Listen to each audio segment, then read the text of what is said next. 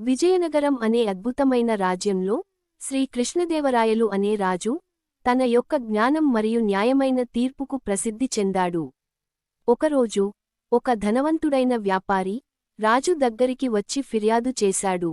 తన సేవకులలో ఒకరు విలువైన బంగారు హారాన్ని దొంగిలించారని వ్యాపారి పేర్కొన్నాడు. కాని అది ఎవరో అతనికి దొరకలేదు. రాజు ఆ వ్యాపారి సేవకులందరినీ సభకు పిలిపించాడు. ప్రతి ఒక్కరూ ఆ ఆరోపణను ఖండించారు. కాని రాజుకు ఒక తెలివైన పథకం ఉంది.